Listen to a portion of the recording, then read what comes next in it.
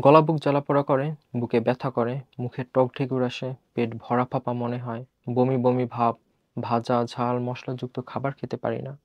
এই অসুবিধাগুলো কেন হয়? এটা কী ধরনের রোগ? এই রোগ থেকে কিভাবে মুক্তি পাবো? আজকের ভিডিওতে এই বিষয়গুলো নিয়ে কথা বলবো। হ্যালো, আমি ডাক্তার রনি হালদার। আমার চেম্বার মঠবাড়িয়া সরকারি হাসপাতাল রোডে। আমি প্রতিদিন সকাল ও বিকালে রোগী দেখি। প্রয়োজনে নিচে দেয়া নাম্বারে সিরিয়াল দিতে পারেন। প্রথমেই জেনে নিব গলা বুক জ্বালা-পোড়া কেন হয়। আমরা যখন খাবার খাই, খাবার তখন খাদ্যনালীর মধ্য দিয়ে পাকস্থলীতে পৌঁছায় এবং সাথে সাথে খাদ্যনালী ও পাকস্থলীর সংযোগস্থলে থাকা বাল্বটি অথবা দরজাটি বন্ধ হয়ে যায়।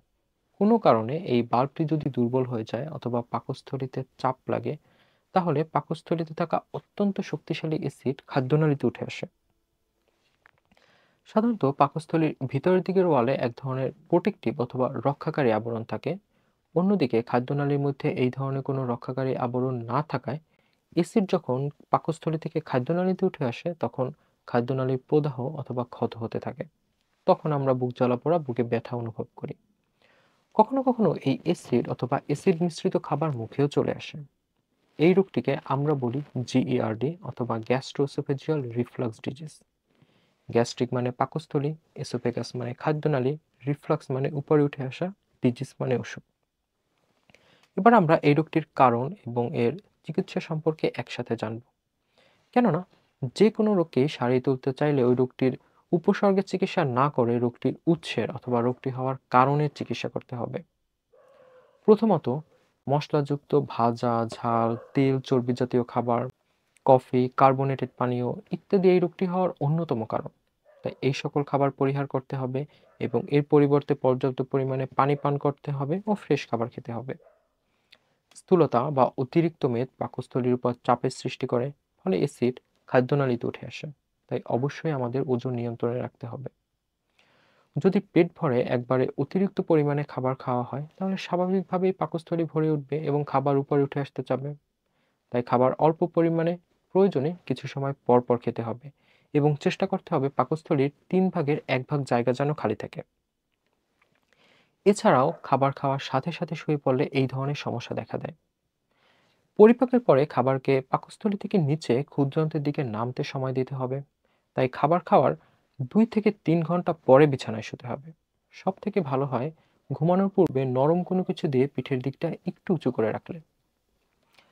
সকল নিয়ম শৃঙ্খলা মানার পরেও যদি এই ধরনের সমস্যার সমাধান না হয়, তাহলে অবশ্যই একজন রেজিস্টার্ড চিকিৎসকের পরামর্শ নেওয়া উচিত। আমরা তখন প্রতি আলাদা রোগীকে তার কন্ডিশন এবং প্রয়োজন অনুযায়ী ভিন্ন ধরনের ঔষধের মাধ্যমে চিকিৎসা করি। কিছু ঔষধ পাকস্থলীর অ্যাসিডকে নিউট্রালাইজ করার জন্য দেওয়া হয়।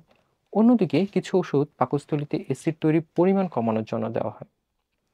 বর্তমানে এমন নতুন কিছু ওষুধ পাওয়া যায় যেটা পাকস্থলীতে গিয়ে একটি পরিপাকযোগ্য ভাসমান আস্তরণ তৈরি করে এবং অ্যাসিডকে পাকস্থলী থেকে খাদ্যনালীতে উঠে আসতে বাধা দেয়।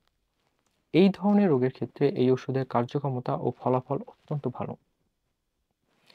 অ্যাসিড রিফ্লাক্স অনেক কমন একটি রোগ। সহজেই স্বাভাবিক স্বাস্থ্যকর জীবনযাপন ও ঔষধের মাধ্যমে এই রোগটি নিয়ন্ত্রণ সম্ভব। তবে যদি সময় মতো এই রোগটির সঠিক চিকিৎসা না করা হয় এবং দীর্ঘদিন যদি এই সমস্যা চলতে থাকে, তাহলে পরবর্তীতে এটি জটিল আকার ধারণ করতে পারে। দীর্ঘদিন যদি অ্যাসিড খাদ্যনালীতে উঠে আসে, তাহলে খাদ্যনালীর প্রদাহ হয় এবং দীর্ঘদিন প্রদাহের ফলে খাদ্যনালী সরুও হয়ে যেতে পারে। শক্তিশালী এই অ্যাসিড মুখে চলে আসলে দাঁত ও মাড়ির সমস্যা সহ গলা ব্যথাও হতে পারে। কখনো কখনো ঘুমের মধ্যে অ্যাসিড গলা ও মুখে চলে আসে ও ঘুমের ব্যাঘাত ঘটায়।